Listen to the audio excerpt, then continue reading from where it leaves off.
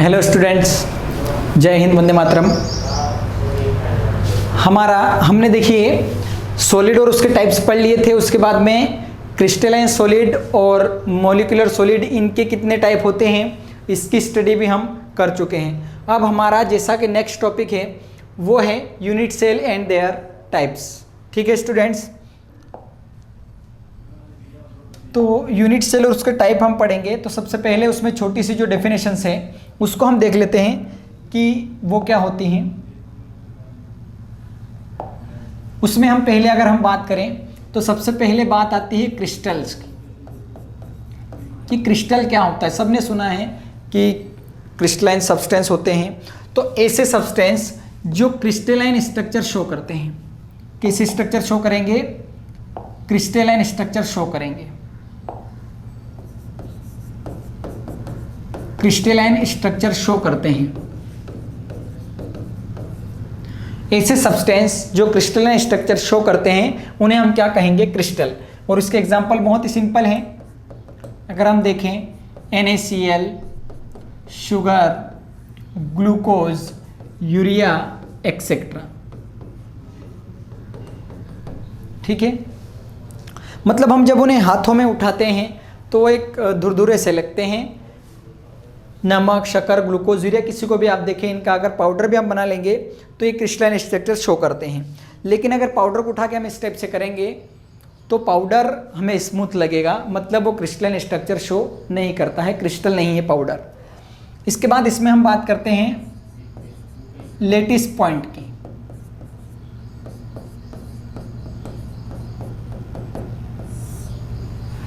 कि lettuce point किसे कहेंगे?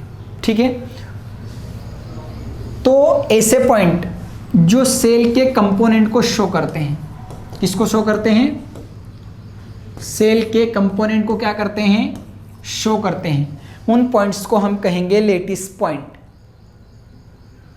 जो सेल के कंपोनेंट को शो करेंगे उन पॉइंट को हम कहेंगे लेटिस पॉइंट।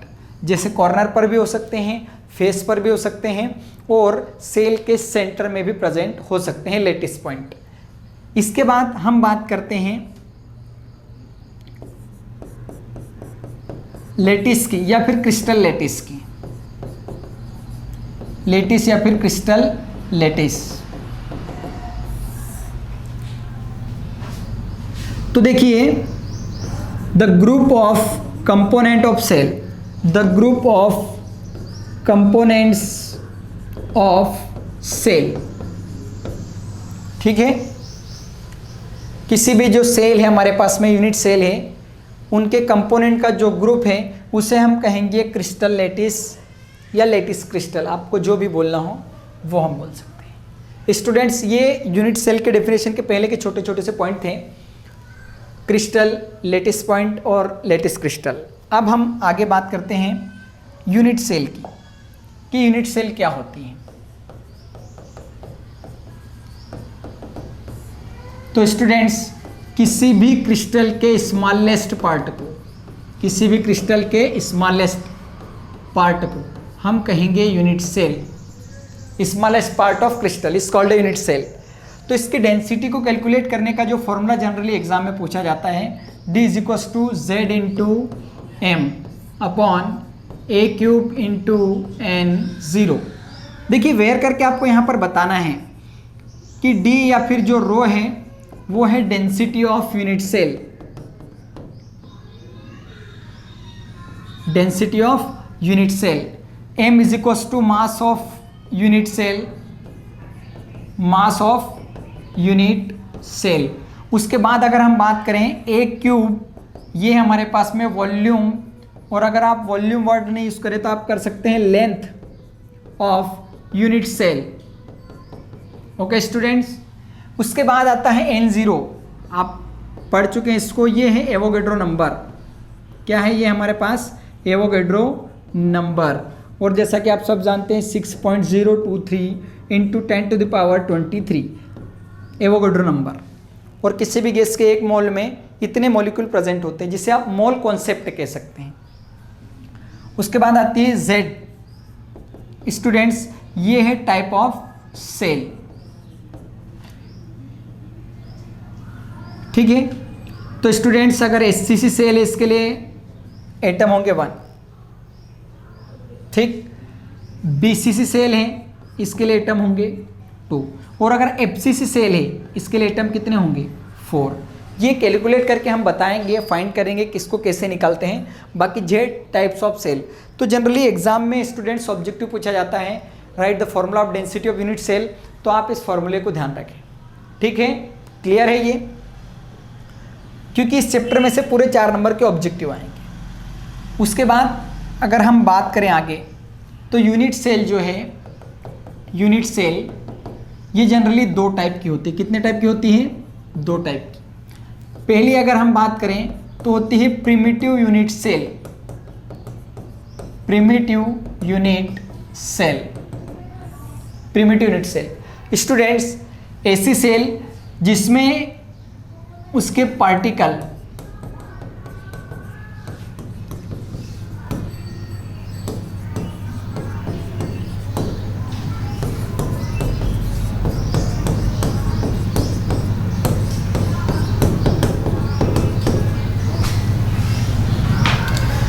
किसी भी सेल के जो कंपोनेंट है उसके पार्टिकल है वो केवल हमको किस पोजीशन पे मिलेंगे? कॉर्नर पोजीशन पर मिलेंगे। तो इस टाइप की सेल को हम कहेंगे प्रिमिटिव यूनिट सेल। और इसका सबसे बेहतरीन एग्जांपल है एचसीसी, मतलब simple cubic cell, simple cubic cell. Student दूसरा जो टाइप होता है वो होता है बॉडी सेंटर्ड यूनिट सेल। या आप इसको, ये प्रिमिटिव या प्राइमरी हो गई तो इसको आप सेकेंडरी यूनिट सेल भी बोल सकते हैं,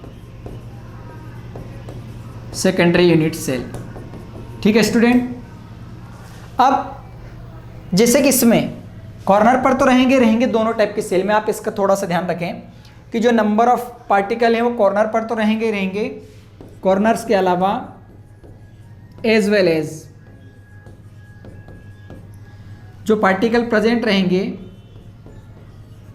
वो या तो सेंटर पोजीशन पर रहेंगे या फिर आपको मिलेंगे फेस पोजीशन पर। कहाँ पर मिलेंगे? सेंटर या फिर फेस पोजीशन पर मिलेंगे। उस टाइप की सेल को हम कहेंगे बॉडी सेंटर्ड यूनिट सेल या सेकेंडरी यूनिट सेल। और इसके कभी हम एग्जांपल की बात करें तो हमारे पास में आएगा BCC, body centred cubic cell.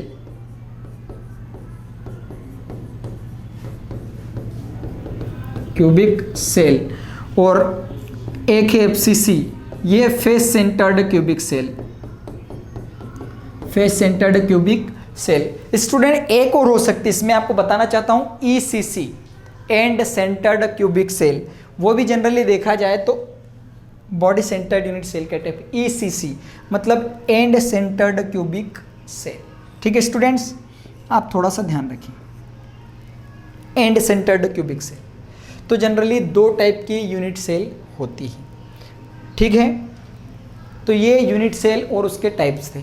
आगे हम अगर हमारे क्वेश्चंस की बात करें स्टूडेंट्स, तो हमारे पास जनरली देखा जाए तो calculation of per unit atoms in unit cell. तो यूनिट सेल की में पर यूनिट में कितने एटम्स होते हैं, जैसा कि हमने अभी देखा था फॉर्मूले में, मैंने आपको बताया था कि HCC के लिए 1 होता है, BCC के लिए 2, FCC के लिए 4, ECC के लिए 2 होता है। तो मैं आपको कैलकुलेशन हम करके बताते हैं। तो कैलकुलेशन देखो उसका,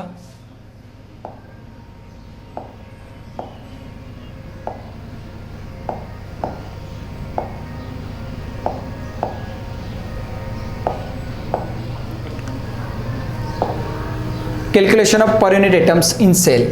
तो देखिए सबसे पहले तो हम इनके डायग्राम क्लियर कर लेते हैं।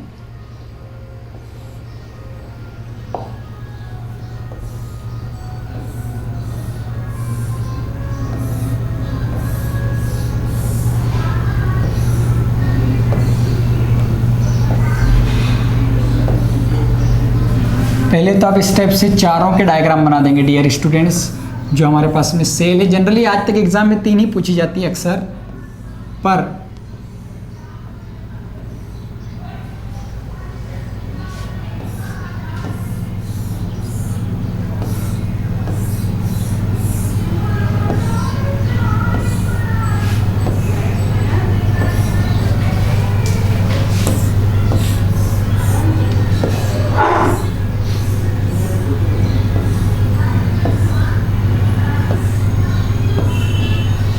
ठीक है स्टूडेंट्स, अब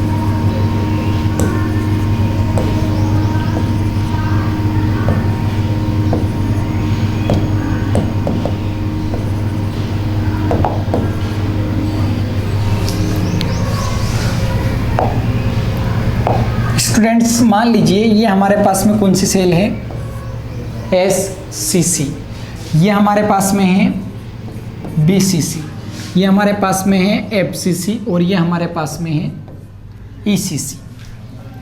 अब जनरली अगर बात करें तो ये सिंपल क्यूबिक सेल है जिसमें केवल कॉर्नर पर ही एटम प्रेजेंट होते हैं, प्रिमिटिव सेल है। इसमें कॉर्नर के अलावा आपको एक एटम मिलेगा सेंटर में भी। कहाँ पर मिलेगा? सेंटर में भी मिलेगा।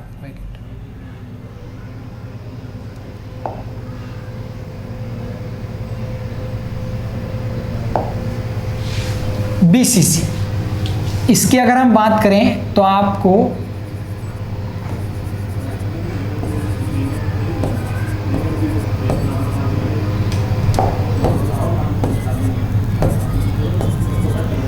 फेस पर मिलेंगे और इसमें आपको देखिए SCC, BCC, FCC और ECC चारों के आपके पास डायग्राम क्लियर है। अब चारों में नंबर ऑफ एटम्स कैसे फाइंड करेंगे, इसके लिए मैं एक फॉर्मूला यहाँ पर लिख रहा हूँ। वो फॉर्मूला सभी के लिए कॉमन है, भले आप किसी के भी नंबर ऑफ एटम से निकालें। तो देखिए नंबर ऑफ एटम्स, ये आप चाहे तो लिख सकते हैं particle in per unit cell इन, आपको जो भी लेना हो, आप चाहे FCC सेल लें, ECC सेल लें, तो ये फॉर्मूला होता है 8 × 1/8 plus number of centre atom plus 1/2 × number of face atom, number of face atom. Students ये जो फॉर्मूला है, आप SCC वहाँ पर लिखें, BCC लिखें, FCC लिखें, ICC, सभी के लिए कंपलसरी फॉर्मूला है ये। अब देखिए सबसे पहले हम अगर बात करते हैं तो SCC के लिए नंबर ऑफ एटम्स हमको निकालना है। ठीक है स्टूडेंट्स, तो ये 8 × 1/8 प्लस यहाँ तक आ गए। नंबर ऑफ सेंटर एटम, देखिए इसके सेंटर में एटम 0 है, इसलिए हम यहाँ पर क्या रखेंगे 0 प्लस, उसके बाद ये फॉर्मूले में आगे चलते हैं 1/2 × नंबर ऑफ फेस एटम। देखिए फेस पोजीशन पर भी कितने एटम है 0, तो हम यहाँ पर रखेंगे 0। ये 1 टाइम कैंसिल हो जाएगा तो 1 × 1 प्लस 0 हो जाएगा ये पूरा का पूरा। तो हमारे पास में कितना आंसर आ जाएगा, इक्वल्स टू 1। ये देखिए total number of atom step से हम निकालेंगे। तो SCC में पर यूनिट सेल में कितने एटम होते हैं 1, ये आपको ऑब्जेक्टिव में ध्यान रखना है।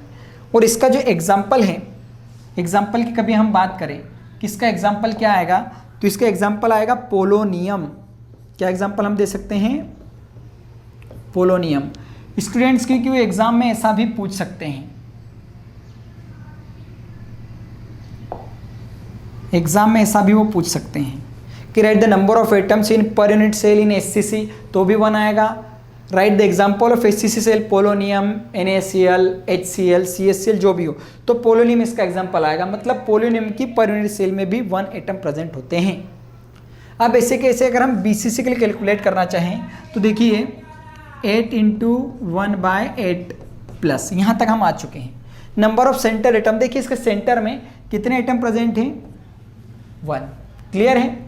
फिर प्लस ये 1/2 फॉर्मूले का हमने लिया, into number of face, face पर कितने एटम है? 0। देखिए यहाँ पर कोई सा भी एटम प्रेजेंट नहीं है, ये कैंसिल हो जाएगा 1 टाइम, तो 1 × 1 प्लस ये रहा 1 हमारे पास, प्लस ये क्या हो जाएगा हमारे पास? 0। तो ये आ जाएगा 1 + 1 = कितना हो गया? 2। ठीक है, तो BCC की जो पर यूनिट सेल में नंबर ऑफ एटम होते कितने होते हैं? 2। और इसके कभी हम एग्जाम्पल की बात करें तो इसका एग्जाम्पल हमारे पास में हो जाएगा CSCl, सीजियम क्लोराइड।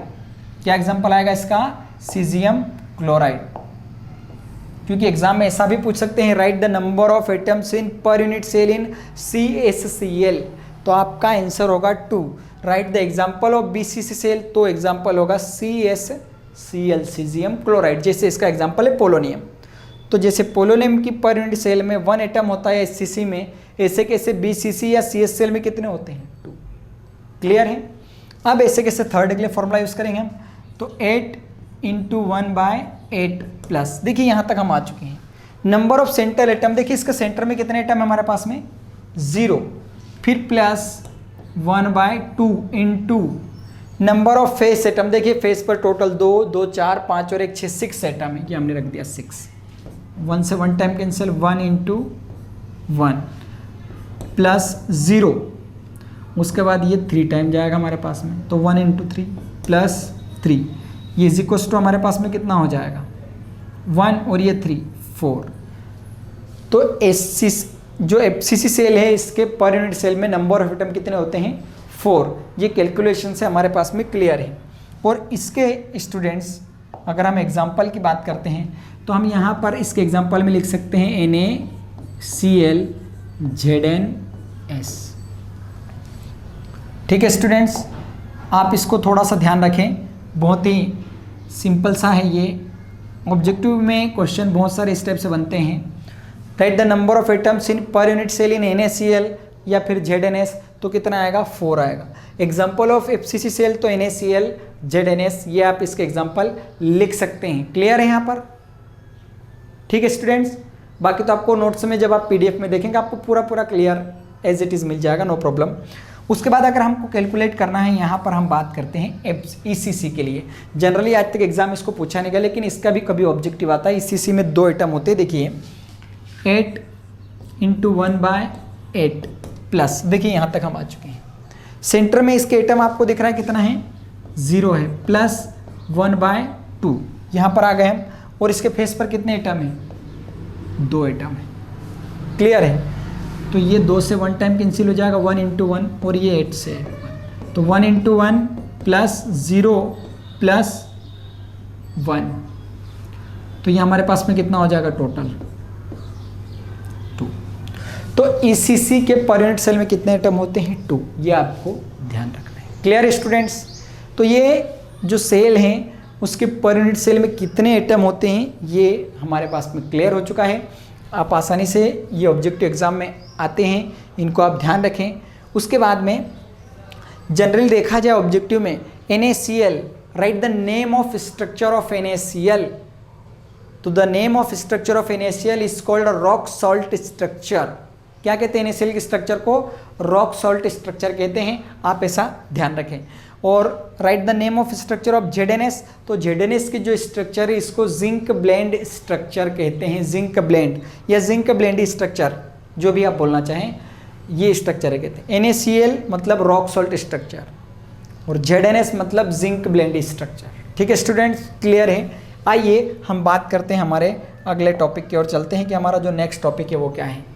देखिए डिफेक्ट और इसके टाइप, डिफेक्ट क्या होता है हम इसकी चर्चा करेंगे, उसके बाद हम बात करेंगे इसके टाइप से।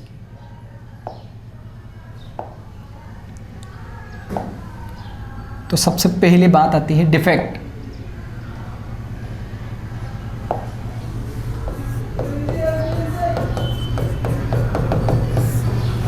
डिफेक्ट कि डिफेक्ट क्या होता है, ठीक है। डिफेक्ट तो स्टूडेंट्स जनरली देखा जाए तो जब हम किसी भी क्रिस्टल को, किसकी बात कर रहे हैं हम, क्रिस्टल को, अगर इसको टेम्परेचर दिया जाए, क्या दिया जाए, टेम्परेचर, या इसको क्या दिया जाए, प्रेशर दिया जाए, तो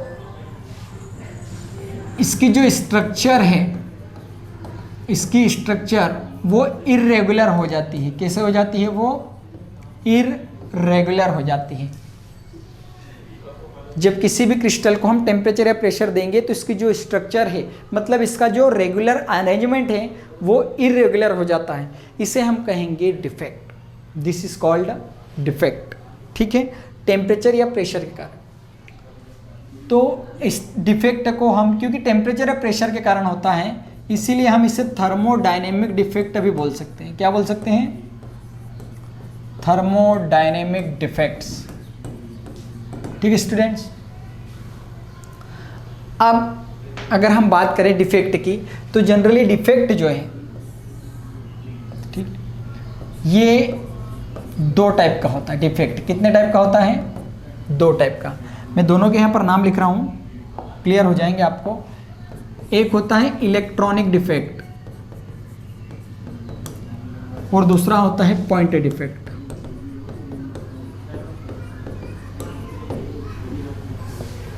ठीक है स्टूडेंट्स, इलेक्ट्रॉनिक डिफेक्ट और पॉइंट डिफेक्ट। पहले हम बात करते हैं इलेक्ट्रॉनिक डिफेक्ट की, कि इलेक्ट्रॉनिक डिफेक्ट क्या होता है।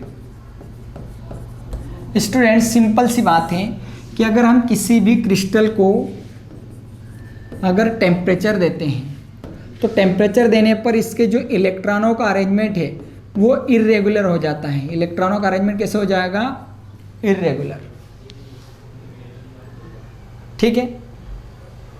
किसी भी क्रिस्टल को हम क्या देंगे, टेम्परेचर देंगे, तो उसके जो इलेक्ट्रॉनों का अरेंजमेंट है वो कैसे हो जाएगा, इरेगुलर।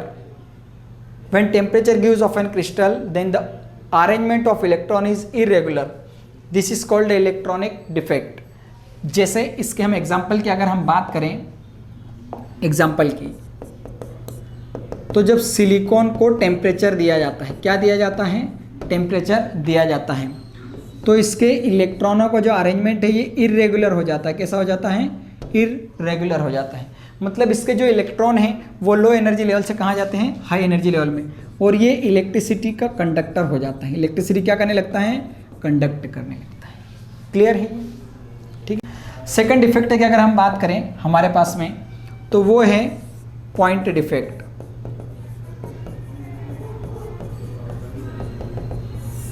पॉइंट डिफेक्ट, ठीक है स्टूडेंट्स। इसकी अगर हम बात करें कि जैसे ही किसी क्रिस्टल को हम टेम्परेचर दें या फिर क्या दें, प्रेशर, दोनों की बात है, तो इलेक्ट्रॉन वर्ड नहीं आएगा। यहाँ पर हमको यूज़ करना है कि टेम्परेचर प्रेशर देने पर उसके आयन या मॉलिक्यूल्स या उसके एटम्स में, ठीक है, डेविएशन हो जाता है, मतलब वो इरेगुलर हो जाते हैं। क्या हो जाते हैं, इरेगुलर हो जाता है या उनमें डेविएशन आ जाता है। तो इस डिफेक्ट को हम कहते हैं पॉइंट डिफेक्ट। क्या कहेंगे, पॉइंट डिफेक्ट। आपको ऑब्जेक्टिव में ये बात ध्यान रखना है, विच type of crystal shows point defect. तो आपको एग्जाम में ऑब्जेक्टिव में ध्यान रखना है, this defect was found only ionic crystal, only ionic crystals.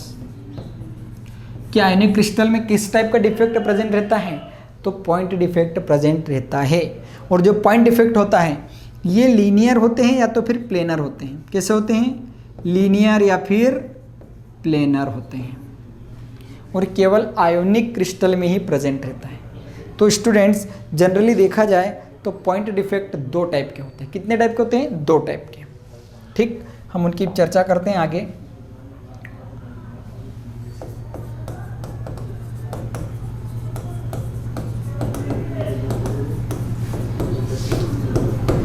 पहला होता है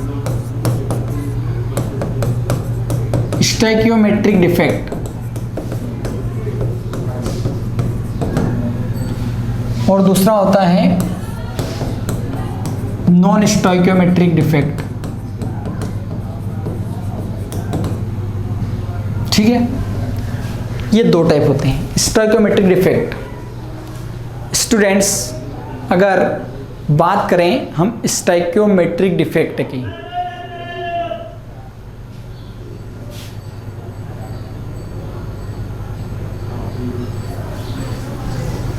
स्टोइकियोमेट्रिक डिफेक्ट की अगर हम बात करें तो किसे हम कहेंगे? सबसे पहली बात, स्टोइकियोमेट्रिक कंपाउंड क्या होते हैं? तो ऐसे कंपाउंड जिनका केमिकल कंपोजिशन सेम होता है।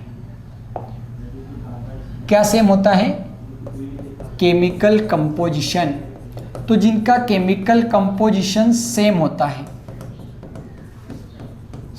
है, ऐसे कंपाउंड को हम कहेंगे स्टोइकियोमेट्रिक कंपाउंड। और उनमें जो डिफेक्ट फाउंड होता है उस डिफेक्ट को हम कहेंगे stoichiometric defect. Those compound which have same chemical composition are called stoichiometric compound and the defect is called stoichiometric defect. तो जनरली स्टोइकियोमेट्रिक डिफेक्ट जो है ये दो टाइप का होता है। कितने टाइप का होता है? दो टाइप का। समझने की कोशिश कीजिए आप। पहला होता है वैकेंसी डिफेक्ट और दूसरा होता है इंटरस्टिशियल डिफेक्ट। स्टूडेंट्स, एक बात मैं आपको क्लियर कर दूं, जनरली वैकेंसी डिफेक्ट मतलब किसी भी कंपाउंड में वैकेंसी फाउंड हो जाती है, मतलब कोई सा भी जो आयन है वो क्रिस्टल के बाहर चले जाता है। और इंटरस्टिशियल डिफेक्ट मतलब कोई सा भी जो केटायन है, आयनायन है, वो क्रिस्टल के अंदर ही रहेगा और वन प्लेस से दूसरे प्लेस पर इंटरस्टिशियल स्पेस में चले जाएगा। तो जनरली इसकी अगर देखा जाए तो हम स्टडी करेंगे स्कॉट के डिफेक्ट के रूप में, और इसकी हम स्टडी करेंगे एज अ फ्रैंकल डिफेक्ट। ये स्कॉट के डिफेक्ट और एक हम स्टडी करेंगे फ्रैंकल डिफेक्ट, ठीक है, जो कि हम आगे चर्चा करेंगे इसके बारे में अगले क्वेश्चन में। तो ये दो जो टाइप थे वो है स्टोइकियोमेट्रिक डिफेक्ट के टाइप थे। अब हम आगे जो टाइप की चर्चा करेंगे उसकी करेंगे नॉन स्टोइकियोमेट्रिक डिफेक्ट की। क्लियर है स्टूडेंट्स? तो नॉन स्टोइकियोमेट्रिक डिफेक्ट को हम देखते हैं। नॉन स्टोइकियोमेट्रिक डिफेक्ट,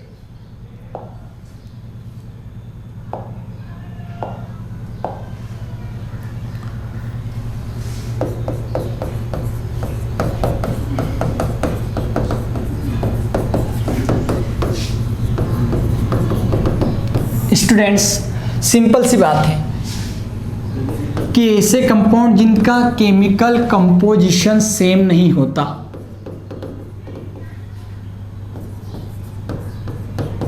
जिनका केमिकल कंपोजिशन सेम नहीं होता, chemical composition are not same, उन्हें हम कहेंगे नॉन स्टोइकियोमेट्रिक कंपाउंड। और ऐसे कंपाउंड में जो डिफेक्ट शो होता है उसे कहेंगे नॉन स्टोइकियोमेट्रिक डिफेक्ट। क्लियर है? तो इस डिफेक्ट की अभी हम बात करें स्टूडेंट्स, तो ये डिफेक्ट जनरली हमारे पास में तीन टाइप का है। सबसे पहला है मेटल एक्सेस डिफेक्ट, दूसरा है मेटल डिफिशियंसी डिफेक्ट,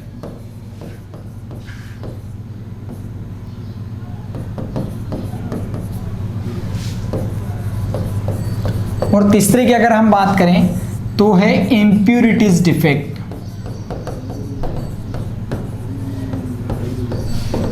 ठीक है स्टूडेंट्स, ये नॉन स्टोइकियोमेट्रिक के तीन टाइप हैं, metal access defect, metal deficiency defect and impurities defect.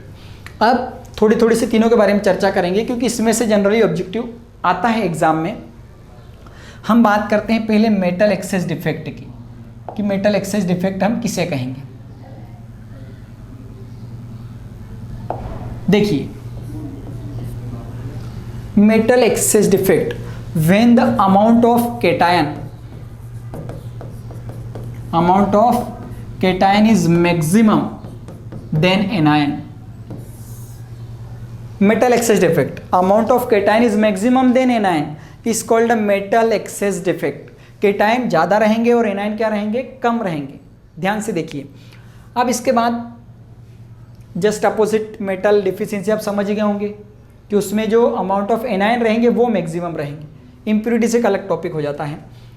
तो जब अमाउंट ऑफ केटायन मैक्सिमम रहेंगे किससे, एनायन से, उसे हम क्या कहेंगे, मेटल एक्सेस डिफेक्ट। अब कभी हम बात करें स्टूडेंट्स, थोड़ा सा आपको लोड लेना पड़ेगा क्योंकि इसके भी फिर कितने टाइप है हमारे पास में, 2 टाइप हो जाते हैं इसके भी हमारे पास में। मेटल एक्सेस डिफेक्ट, इसके भी कितने टाइप है हमारे पास में, 2 टाइप। डेफिनेशन तो क्लियर है। अब 2 टाइप में पहला तो ये आएगा due to anion vacancies,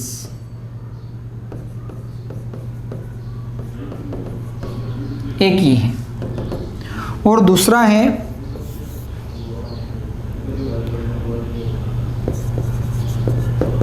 cation is present in interstitial space.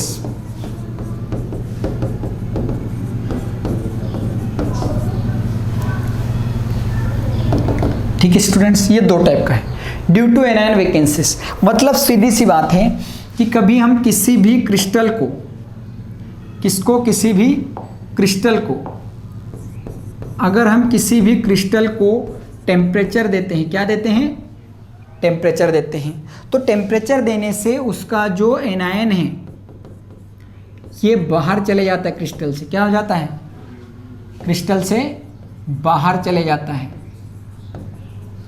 तो जो फाउंड होता है वो होता है एनायन वैकेंसीज जो फाउंड होती हैं। इस कारण से जो क्रिस्टल हैं वो कलर्ड हो जाते हैं। क्रिस्टल क्या हो जाते हैं, कलर्ड हो जाते हैं।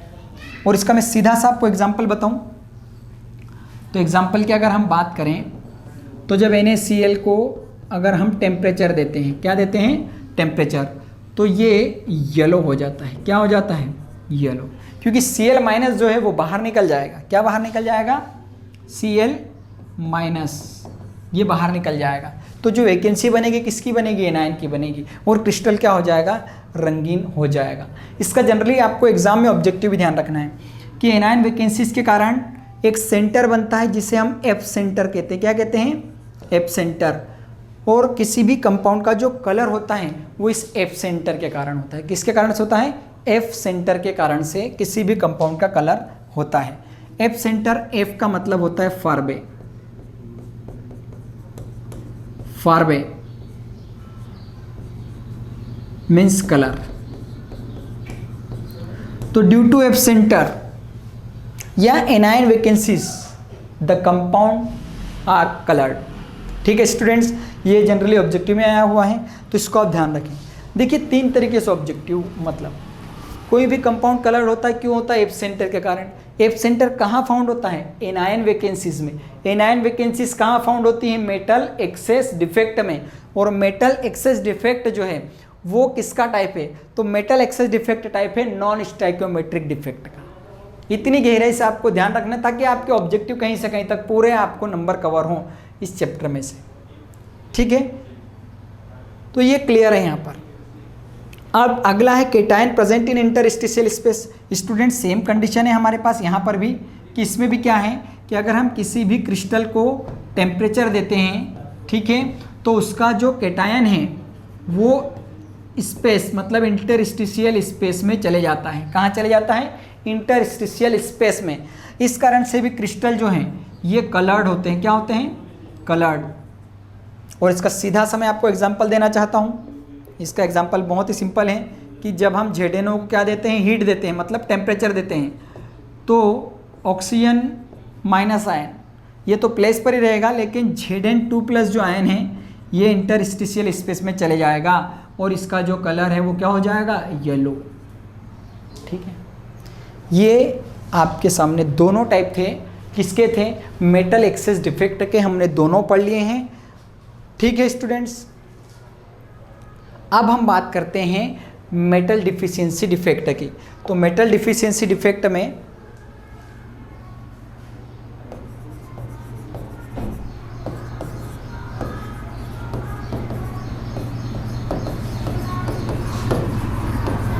डेफिनेशन पहले के अपोजिट है एक्सेस डिफेक्ट की।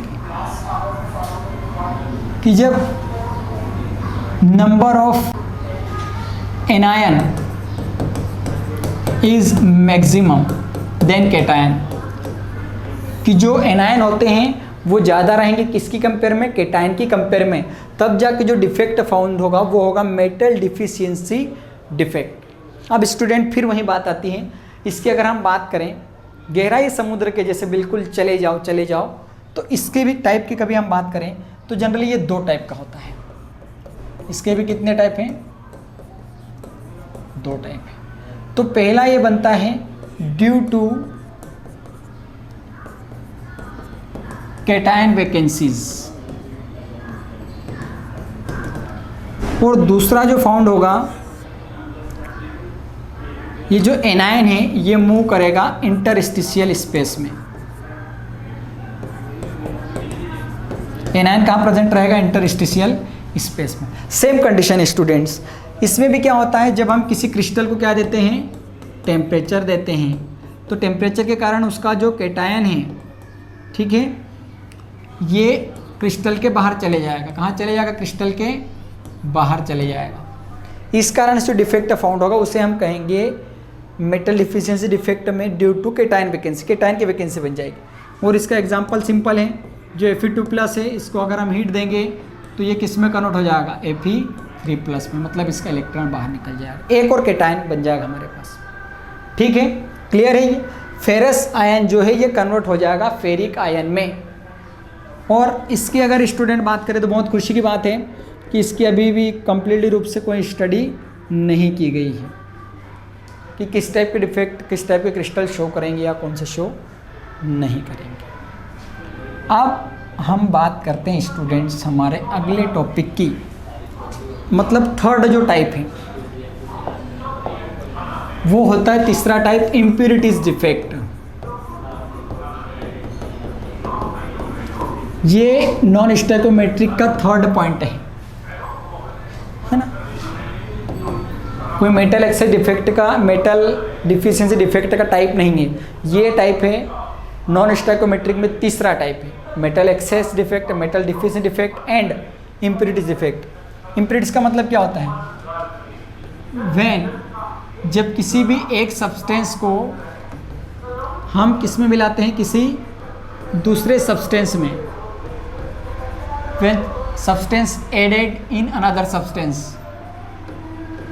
added in another substance,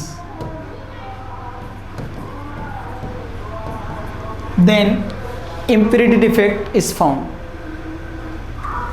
ठीक है, जब हम किसी भी एक सब्सटेंस को दूसरे सब्सटेंस में मिलाएंगे तो जो डिफेक्ट फाउंड होगा वो होगा इम्प्यूरिटीज डिफेक्ट। इसका एग्जांपल है डोपिंग। इसका क्या एग्जांपल है, डोपिंग। ठीक है, डोपिंग की डेफिनेशन सिंपल है, add impurities into substance, add impurities into substance. किसी भी सब्सटेंस में इम्प्यूरिटीज ऐड करने की जो प्रोसेस है उसे हम कहेंगे डोपिंग। और आपको ऑब्जेक्टिव में ये आ चुका है ऑब्जेक्टिव में कि right the name of process of add impurities into substance, doping. और with the help of this process to form semiconductors, इसकी हेल्प से क्या बनाए जाते हैं, सेमीकंडक्टर्स बनाए जाते हैं। ठीक है स्टूडेंट्स, ये हमारे जो डिफेक्ट थे उसके टाइप थे, हमने बहुत ही अच्छे तरीके से पढ़ लिए हैं। ठीक है,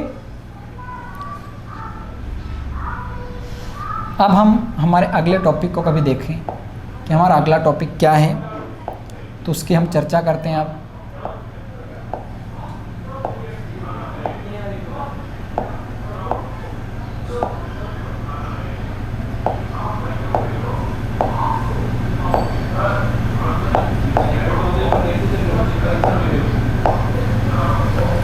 स्टूडेंट अगला जो टाइप है वो है स्कॉटकियन फ्रेंकल डिफेक्ट। ये क्या होता है, इसमें से कैसे ऑब्जेक्टिव बनते हैं, इसको आप बड़े ध्यान से देखेंगे। ठीक है, मैं पहले दोनों के डायग्राम आपके सामने बना देता हूँ, मतलब किस टाइप से आप उसको समझने की कोशिश करेंगे।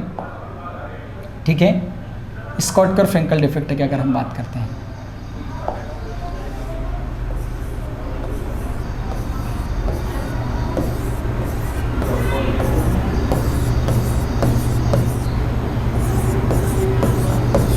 ठीक, दोनों के डायग्राम सेम बनेंगे students.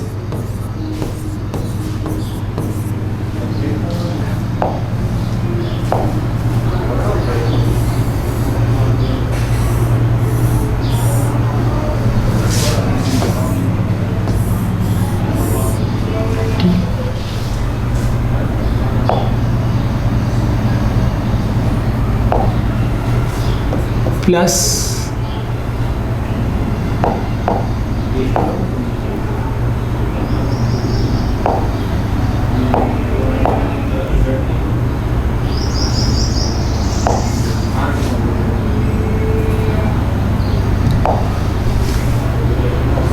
Plus minus plus minus, ठीक है। फिर माइनस पे खत्म हो तो माइनस,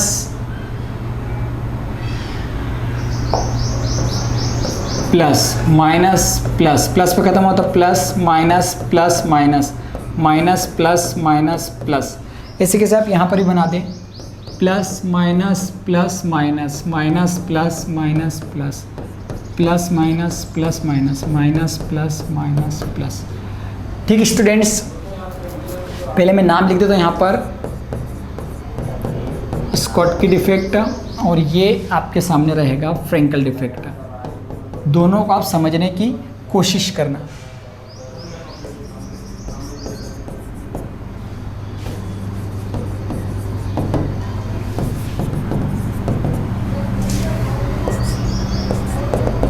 ठीक है, स्कॉटकी डिफेक्ट। अब सबसे पहले मैं एक बात आपको क्लियर कर दूं, दोनों को आप कैसे आइडेंटिफाई करेंगे। देखिए, किसी भी एक जगह से आपको कैटायन लेना है और किसी भी एक जगह से आपको एनायन लेना है, ठीक है। और यहाँ से एक जगह से कोई सा भी जो कैटायन रहेगा वो मूव कर जाएगा इंटरस्टिशियल स्पेस में।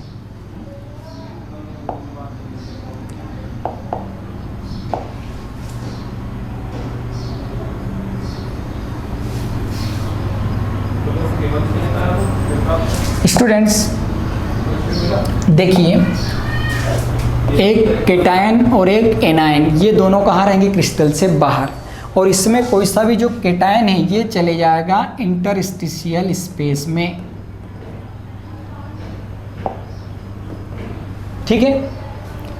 आप थोड़ा सा आप ध्यान रखिए, इनके जो पॉइंट मैं आपको समझाने जा रहा हूँ आप ध्यान रखें उनका। सबसे पहले देखिए, इस टाइप का डिफेक्ट किसी भी क्रिस्टल में तब फाउंड होता है जब हम उस क्रिस्टल को क्या देते हैं, टेम्परेचर देते हैं। तो जैसे ही हम टेम्परेचर देंगे, क्रिस्टल से कैटायन और एनायन दोनों कहाँ चले जाएंगे, बाहर। दोनों क्रिस्टल से कहाँ चले जाएंगे, बाहर चले जाते हैं। इस कारण से जो क्रिस्टल की डेंसिटी है वो क्या हो जाएगी, डिक्रीज हो जाएगी। बट इसका जो डाइइलेक्ट्रिक कांस्टेंट है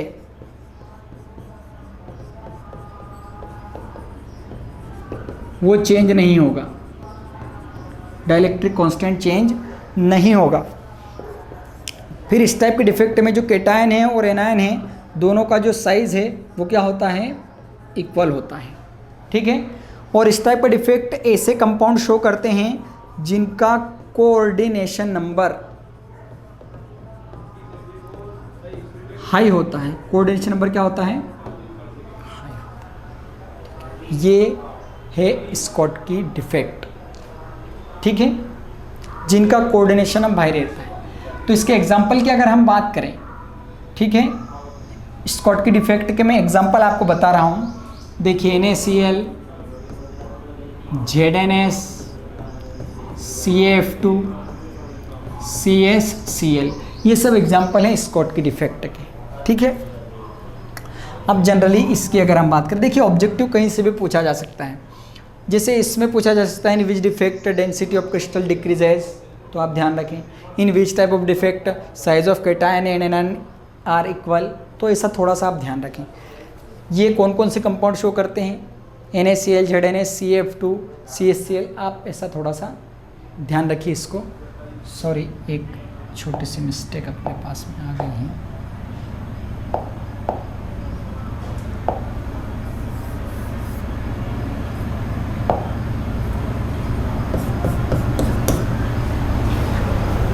अब अगर हम बात करते हैं फ्रेंकल डिफेक्ट की, तो देखिए इसको आप देखते जाएं, इसके पॉइंट से कंपेयर करते जाएं। ये डिफेक्ट किसी भी क्रिस्टल में कब फाउंड होगा, जब हम उस क्रिस्टल को क्या देते हैं, प्रेशर देते हैं। तो प्रेशर देने के कारण कोई सा भी जो कैटायन है ये इंटरस्टिशियल स्पेस में चले जाएगा। कहाँ चले जाएगा, इंटरस्टिशियल स्पेस में चले जाता है। इसके कारण उसकी डेंसिटी में कोई चेंज नहीं होता, डेंसिटी में कोई चेंज नहीं होता, लेकिन उसका जो डाइलेक्ट्रिक कांस्टेंट है, डाइलेक्ट्रिक कांस्टेंट वो जो है वो इंक्रीज हो जाता है। क्या हो जाता है, इंक्रीज हो जाता है। इस टाइप के डिफेक्ट में जो कैटायन है ये स्मॉल होता है, किससे, एनायन से। और इस टाइप का डिफेक्ट ऐसे कंपाउंड शो करते हैं जिनका कोऑर्डिनेशन नंबर क्या होता है, लो होता है। कोऑर्डिनेशन नंबर क्या होता है, लो होता है। ये दोनों कंपेयर आपके सामने हैं। और इसके में अगर एग्जांपल की बात करो स्टूडेंट्स, तो यहाँ पर आएगा AgCl, AgI, ठीक है, ZnS, ये इसके एग्जांपल है। फिर एक ऑब्जेक्टिव जनरल एग्जाम में पूछा जाता है which compound shows Schottky and Frenkel defect. ऐसा कौन सा कंपाउंड है जो दोनों डिफेक्ट शो करता है, तो आपका आंसर होगा ये AgBr, silver bromide shows both type of defect, Schottky and Frenkel defect. Clear students, ये सारे पॉइंट आप देख लीजिए, कहीं से भी कैसा भी ऑब्जेक्टिव पूछा, जनरली आज तक जो पूछा गया है वो यहाँ से पूछा जाता है कि किस टाइप के डिफेक्ट में क्रिस्टल की डेंसिटी डिक्रीज होती है, किस टाइप के डिफेक्ट में कोई चेंज नहीं होता है। कहीं से भी घुमावदार ऑब्जेक्टिव पूछा जा सकता है, ठीक। AgBr shows which type of defect, Schottky and Frenkel, ठीक। तो ये हमारे पास में था डिफेक्ट। अब आगे अगर हम अगले टॉपिक की बात करते हैं हमारे पास में, तो देखिए हमारा अगला टॉपिक हमारे पास में है कंडक्टर, सेमीकंडक्टर, इंसुलेटर, और इन पर टेम्परेचर का क्या इफेक्ट होता है, ये हमको देखना है, ठीक है। कंडक्टर, सेमीकंडक्टर, इंसुलेटर और इन पर टेम्परेचर का इफेक्ट। तो आइए बढ़ते हैं हम आगे। देखिए तीनों, सबसे पहले तो मैं बात करता हूं कंडक्टर्स की। ऐसे सब्सटेंस जो इलेक्ट्रिसिटी कंडक्ट करते हैं, इलेक्ट्रिसिटी क्या करते हैं, कंडक्ट करते हैं, उन्हें हम क्या कहेंगे, कंडक्टर्स, ठीक है। और इनकी जो ऑर्डर ऑफ कंडक्टिविटी होती है, ऑर्डर ऑफ कंडक्टिविटी, आप इसको ऑब्जेक्टिव में ध्यान रखें, ये होती है 10⁻7 ओम इनवर्स सेंटीमीटर इनवर्स, ठीक है। ऐसे सब्सटेंस जो इलेक्ट्रिसिटी कंडक्ट करते हैं कंडक्टर कहलाते हैं। इनकी ऑर्डर ऑफ कंडक्टिविटी होती है 10⁻7 ओम इनवर्स सेंटीमीटर इनवर्स। और इसके अगर हम एग्जांपल की बात करें तो इसमें आ जाएगी मेटल्स। और स्टूडेंट्स ये हम क्लियर कर चुके हैं, मेटल इलेक्ट्रिसिटी की गुड कंडक्टर होती है। क्यों, क्योंकि इनके पास में फ्री इलेक्ट्रॉन प्रेजेंट होते हैं। क्लियर, फ्री इलेक्ट्रॉन होते हैं।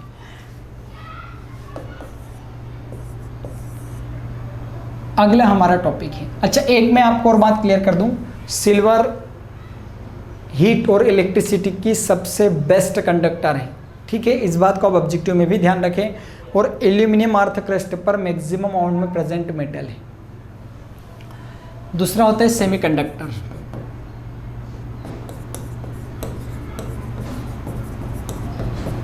तो स्टूडेंट्स जो पार्शियल इलेक्ट्रिसिटी कंडक्ट करते हैं, दो substance which conduct partial electricity, या फिर जो कंप्लीटली इलेक्ट्रिसिटी को कंडक्ट नहीं करते हैं, उन्हें हम कहेंगे सेमीकंडक्टर्स। और इनकी जो ऑर्डर ऑफ कंडक्टिविटी है OCC की बात करें तो 10⁻⁻6 to 10⁻⁻4 ohm inverse centimetre inverse, ये कंडक्टिविटी होती है, ठीक है। और इसके एग्जाम्पल की अगर हम बात करें तो बोरॉन, सिलिकॉन, जर्मेनियम एक्सेट्रा, या फिर आप ऐसे ही बोल सकते हैं N type of semiconductor and P type of semiconductor, दो टाइप के सेमीकंडक्टर होते हैं। उसके बाद थर्ड पे अगर बात करें तो नंबर आता है इंसुलेटर्स। क्या आता है, इंसुलेटर्स। दो substance which not conduct electricity, जो इलेक्ट्रिसिटी कंडक्ट नहीं करेंगे उन्हें हम कहेंगे इंसुलेटर्स, और इनकी जो ऑर्डर ऑफ कंडक्टिविटी है वो होती है 10 to the power -20 to 10 to the power -10 Om inverse centimetre inverse. ठीक है स्टूडेंट्स, और इसके एग्जाम्पल की अगर हम बात करते हैं तो इसमें आ जाएगा ग्लास, वुड, प्लास्टिक etc। ठीक है स्टूडेंट्स, तो ये था कंडक्टर, सेमीकंडक्टर एंड इंसुलेटर। ये तीनों चीज़ें आपके सामने क्लियर है। अब हम आगे की बात करेंगे इन पर टेम्परेचर का क्या इफेक्ट होता है अगर हम कंडक्टर को टेम्परेचर दें, सेमीकंडक्टर का टेम्परेचर इंक्रीज करें या फिर इंसुलेटर का। ठीक है, तो देखिए टेम्परेचर का इफेक्ट ऑफ टेम्परेचर। सबसे पहले अगर हम बात करें एक कंडक्टर, देखिए अगर हम किसी भी कंडक्टर का टेम्परेचर इंक्रीज करते हैं, टेम्परेचर क्या करते हैं, इंक्रीज करते हैं, तो इसमें इलेक्ट्रॉन का जो फ्लो है, फ्लो ऑफ इलेक्ट्रॉन, ये बहुत ज़्यादा हो जाएगा। क्या हो जाएगा, बहुत ज़्यादा हो जाएगा। इस कारण से शॉर्ट सर्किट हो सकता है हाई वोल्टेज के कारण, या ओवरलोडिंग हो सकता है, तो इलेक्ट्रॉन का फ्लो बहुत फास्ट हो जाएगा। तो जो इलेक्ट्रिसिटी कंडक्टिविटी है, इलेक्ट्रिसिटी है, या फिर आप बोल सकते हैं जो कंडक्टिविटी है, ठीक है, वो हो जाएगी डिक्रीज। फ्लो ऑफ इलेक्ट्रॉन बहुत फास्ट, क्योंकि जितनी कैपेसिटी उतनी से कर रहे थे, लेकिन अगर ज़्यादा ज़रूरत से करेंगे तो ओवरलोडिंग हो जाएगा। तो इस कारण से जो कंडक्टिविटी है वो क्या हो जाएगी, डिक्रीज हो जाएगी। कंडक्टर का टेम्परेचर इंक्रीज करेंगे तब। उसके बाद 8 सेमीकंडक्टर, इनकी अगर हम बात करते हैं तो अगर इनका टेम्परेचर हम क्या करते हैं, इंक्रीज करते हैं, तो इसमें जो इलेक्ट्रॉनों का फ्लो होगा वो किसकी तरह होने लगेगा, लाइक कंडक्टर्स। इलेक्ट्रॉनों का फ्लो किसकी तरह होगा, कंडक्टर्स की तरह एक्ट करने लग जाएंगे। इस कारण से इनकी जो कंडक्टिविटी है वो क्या हो जाएगी, इंक्रीज। ध्यान रखें, जब आप सेमीकंडक्टर का टेम्परेचर इंक्रीज करेंगे तो इलेक्ट्रॉनों का फ्लो कंडक्टर के जैसे होने लग जाएगा, इस कारण से कंडक्टिविटी इंक्रीज हो जाएगी। और तीसरी अगर हम बात करें एट इंसुलेटर, तो देखिए इंसुलेटर्स में अगर हम टेम्परेचर क्या करते हैं, इंक्रीज करते हैं, तो इसकी कंडक्टिविटी में कोई चेंज नहीं होगा। कभी कभी बाय चांस ऐसा हो सकता है कि टेम्परेचर देने के कारण जो इंसुलेटर है वो किसके तरह एक्ट करने लग जाए, सेमीकंडक्टर पर। बाय चांस ऐसा होता है, जनरली उन पर टेम्परेचर का कोई इफेक्ट नहीं होगा। ठीक है स्टूडेंट्स, ये हमारे पास था effect of temperature conductor, semiconductor और इंसुलेटर पर।